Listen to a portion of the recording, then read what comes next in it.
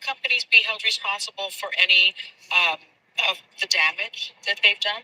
Short answer is yes. And I really hope that all of these revelations, and I thought the whistleblower last week was especially credible in part because she came with millions of pages of documents. It wasn't just her opinion. She had chapter and verse that she could point to.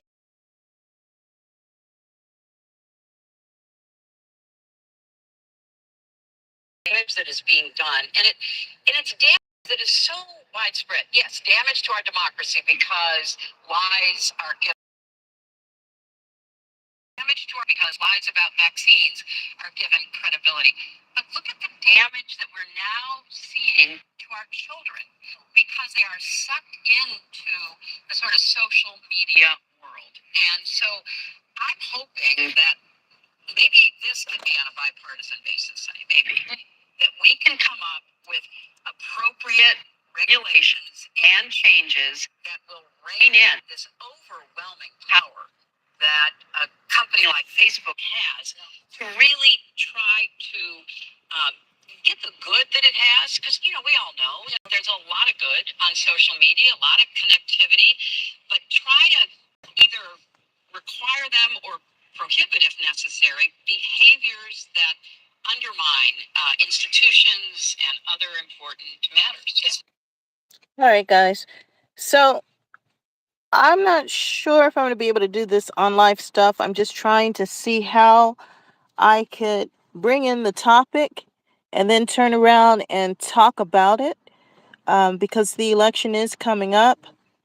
And I don't see any of the dialogue. I'm not able to even see it shows at the top that there's one person here, and then it showed 5.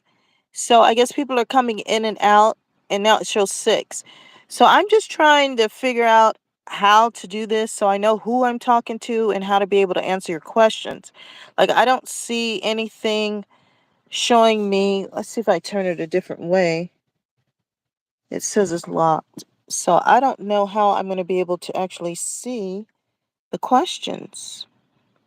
So this is my first time going live. The first time I couldn't even see you guys at all. So I'm glad to at least be able to see that you're there.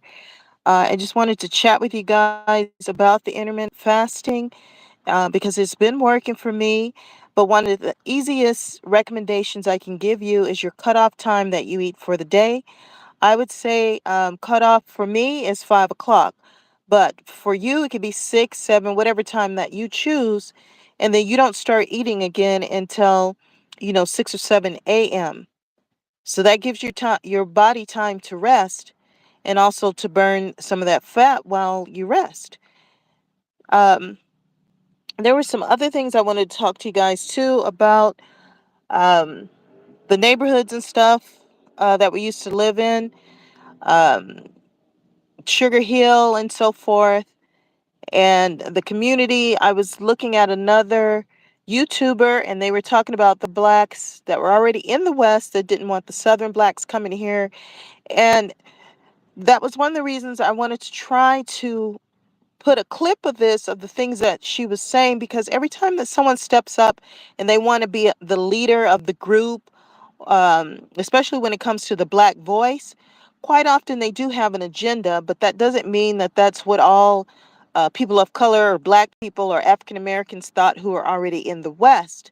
However, there were those blacks that had already invested in the communities, already had an agenda, and then they were bringing in um, blacks from the South, and they did research, and that's what the meeting was about, because some of them were illiterate, and they were trying to. It's just like how it is now when immigrants are coming in, migrants and whatever, and we hear all these stories about people who are coming in, and the government was trying to, well, they were trying to get the government to assist a lot of these people because a lot of them had looking for something new, better life, and everything else. So there were other groups that are actually trying to help the African American or blacks coming from the South to the West. And there's a lot of stories behind that I wanted to share.